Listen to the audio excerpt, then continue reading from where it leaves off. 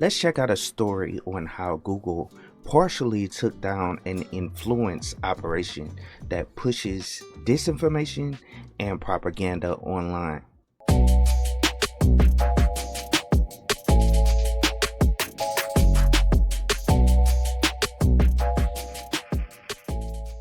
What's up guys, it's Josh back with another video, and I got another interesting cybersecurity article that I want to cover on the channel. Now if you can, please go down and like the video, and if you're new here, go down and subscribe to the channel. You know, I constantly try to put out a lot of good information, you know, to the public dealing with cybersecurity, as well as general tech news and news specifically about the Linux operating system. And in order to make sure I put out good content, I really want to ask you guys to like the video so I can know if I'm doing a pretty decent job. But today I have another article that's dealing with something very interesting to me. I remember a while back I was rewatching the show The Blacklist, and there was an episode about an individual that ran an operation called the Troll Farmer. And this article made me think about this episode. So let me go on and play a clip right fast so you guys can see what I'm talking about. The Troll Farmer uses social media to conduct highly coordinated disinformation campaigns on behalf of governments, lobbyists, corporations, crime syndicates, and on occasion, a humble fugitive. Now you'll get a better understanding once I start reading the article. Basically the title of the article is Google takes down 50,000 instances of pro-Chinese DragonBridge influence operation.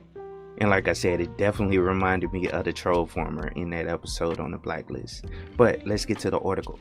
Alright, cool. So this article is on the hackersnews.com, and I'll go on and link that down in the description of the video.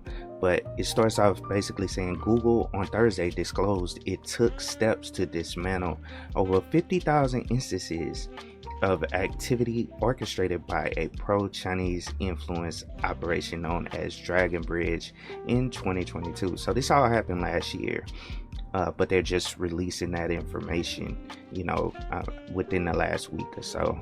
Now it says most DragonBridge activity is low quality content without a political message, populated across many channels and blogs. So as you can see, they use pretty much social media sites, you know, and all that stuff to put this disinformation out and push this type of propaganda online, depending on what the situation is, you know, just like the guy in that show. So this is definitely a clear example of how TV shows you reality and what's going on in the world around you. Now it says the company's threat analysis group, or TAG, said in a report shared with the Hacker News. However, a small fraction of DragonBridge accounts also post about current events with messages or messaging that pushes pro-China talking points. DragonBridge was first exposed by Google's own Mandiant in July of 2022, calling out its unsuccessful effort in targeting rare earth mining companies in Australia, Canada, and the US with a goal of triggering environmental protests against the firm. Yeah, and that's crazy right there, you know what I'm saying? Just seeing them write this out, you know, it definitely ties back into that show, how they were going to put information to trigger events, you know, to get the eyes of law enforcement or people looking another direction while something else was going on. So, but it says also known by the name Spamify's Dragon, the spammy influence network is known to have a presence across multiple platforms, including YouTube, Blogger, Facebook, and Twitter, primarily disseminating narratives critical of the US and favorable of China.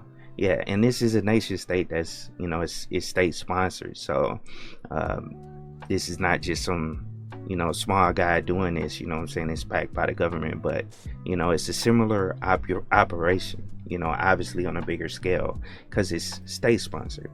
Now it says some of the narratives include claims that US was interfering in domestic affairs of other countries, while also highlighting themes of political discourse, racial inequality, and inflation in an attempt to show the nation in a negative light.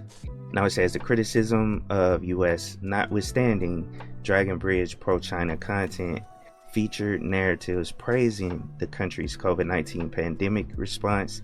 So yeah, that lets you know right there they were, pushing out a narrative that they were doing good. And then that's interesting because, you hear that a lot, or we heard that a lot, and then come to find out, like later on, news reports came out that they still were, going through a lot of this stuff, over there. And I kind of want to stay away from that topic because YouTube kind of doesn't like that, and I don't want to get the video demonetized or anything. But it says condemning pro-democracy protests and intensifying support for unification of Taiwan with China. And here's a little bit of the information. This is DragonBridge. This is the Information Operations Enforcement Action.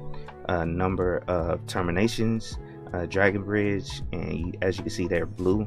So that's the action that was taken. But as part of an effort to disrupt the threat actors' activity, Google said it terminated 100,960 accounts across YouTube, Blogger, and AdSense. It further noted that despite the profuse content production, DragonBridge failed to attract an organic audience. And that's one of the things with these, bots and all this stuff. A lot of these tech companies have gotten real good at, detecting bots. And I know YouTube, made some changes a while back, and I believe that may tie to this as well, how they changed the settings on, blocking comments in the comments section of videos. So this may, that may be part of what they were doing to try to, combat this stuff. Now it says that, however, hasn't stopped the group from persistently tweaking its method by creating animated political characters and producing higher quality content in order to lure rear users. Tag researchers continued. In all, 56,771 YouTube channels created by DragonBridge were disabled in 2022, with 58% of them having 0 subscribers and 42% of the videos posted in those channels have 0 views. So it wasn't really working for them. But it says on top of that, roughly 95% of the bloggers blogs received 10 or lesser views. Okay, that's crazy. Now it says in rare cases where DragonBridge content did receive engagement, it was almost entirely inauthentic, coming from other DragonBridge accounts and not from genuine users. Tag said comment activities was mostly from other DragonBridge accounts. Now it says the tech behemoth also pointed out that the coordinated inauthentic behavior was facilitated by leveraging Google accounts purchased in bulk from account sellers who create and sell such accounts for profit. And that's one thing you can see on a lot of those forum boards on the dark web. People create accounts, in bulk and, verify them, because, you have to have those numbers to verify the account that you're a legitimate person. So someone actually came up with a business model to create, Google accounts and then sell them like on the dark web, on forum boards and all that stuff, to people that use them for nefarious actions. Now it says in some cases, even reusing dormant accounts that were previously used by other actors for mounting financial motivated campaigns. Despite their failures to gain traction with an authentic audience, DragonBridge generates high volumes of content across multiple platforms, is persistent, and continues to experiment in their tactics and techniques, Tag says. Now, DragonBridge is far from the only pro-China information operation to have emerged in the recent years. In August 2022, Mandiant disclosed a campaign dubbed High Energy that employed a network of inauthentic news sites and social media assets to reshape the international image of Beijing. Now, like I said, this was an interesting article. You know what I'm saying? It's cool to see something, in a TV show You know, most people think it's not real, you know, just because it's a TV show, you know, that these things are actually going on in the world. These are cybersecurity concerns. You know, disinformation is very bad, you know, when it comes to the internet. That's one thing that's always been out there and always been tough to combat. You know, disinformation and propaganda, you know, is being pushed, you know, online. It's very hard to, you know, combat that. But it looks like, you know, Google is kind of leading the charge with Mandiant. I think they purchased Mandiant a while back. But yeah, Mandiant is a cybersecurity consulting firm that is real big. And so they do a lot of work, you know, dealing with cybersecurity and all that stuff. And I kind of learned that from my man at Struggle Security, Gabe A. He talked about, because I believe he used to work for Mandiant. So it's interesting to see. But I hope you guys enjoyed the video. Please like, share, and subscribe to the channel. I definitely appreciate you guys coming through and checking out this information. Like I said, the link will be down in the description of the video. But please go down and leave your comments down below. I really would love to hear what you have to say about this article and what are your thoughts on it. And I hope you have a wonderful day. And of course, keep it techie.